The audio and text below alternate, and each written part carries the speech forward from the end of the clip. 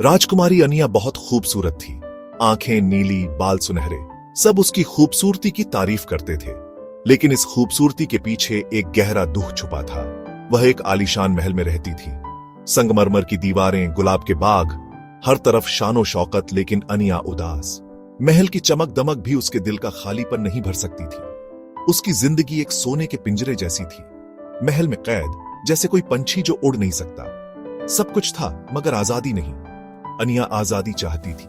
खुले आसमान तले सांस लेना, दूर तक दौड़ना, अपनी मर्जी से जीना, हंसी मजाक रोमांच। वह चाहती थी कि उसकी जिंदगी में खुशियां हों, दोस्त हों, नए अनुभव हों, दुनिया देखे, नई जगहों पर जाए। एक ऐसी जिंदगी जो रस्म रिवाज से आजाद हो। वह अपनी मर्जी से जीना चाहती थी, बिना किसी बंदिश के। पूरी आजादी। वह प्यार और खुशी के ख्वाब देखती थी। एक ऐसी दुनिया जहां सिर्फ प्यार हो। वह चाहती थी कि ये ख्वाब पूरे हों। उसके दिन बहुत लंबे होते थे। वक्त जैसे रुक सा गया था, हर पल एक युग जैसा। वह घड़ी को देखती रहती।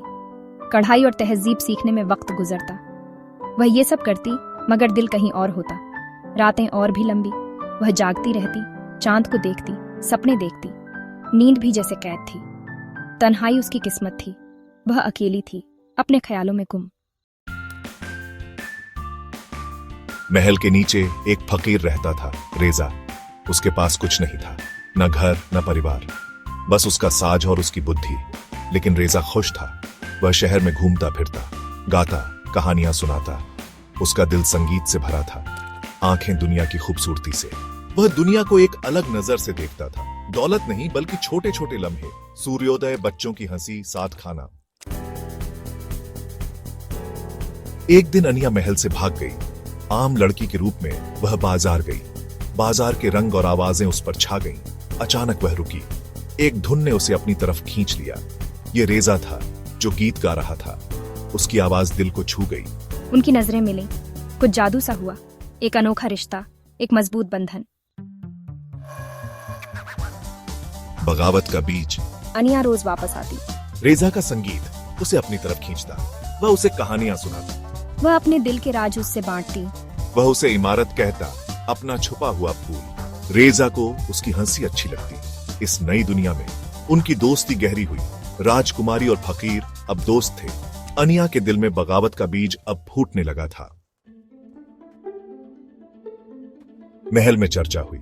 राजकुमारी और फकीर की बातें। सब कानाफूसी कर रहे थे। बादशाह गुस्से में आ गया। उसने अनिया को बाहर जाने से मना कर दिया।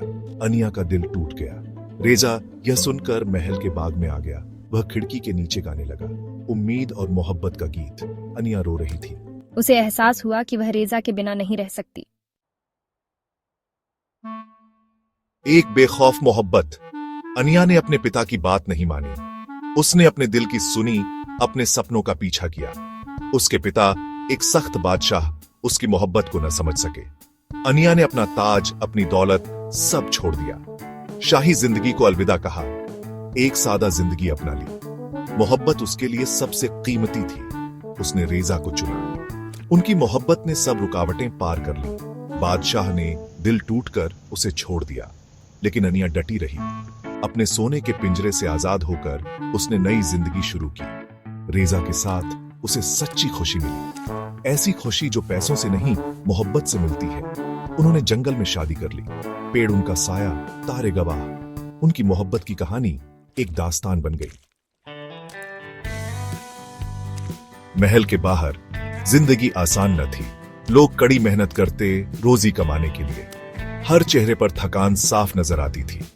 मुश्किलें, भूख, नफरत, सबका सामना करना पड़ता।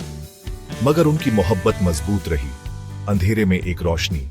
अनिया एक वैद्य बन गई। वह लोगों की मदद करती। रेजा अपनी संगीत से खुशियां बांटता। साथ मिलकर उन्होंने एक मकसद पाया। उन्होंने एक नई जिंदगी बनाई।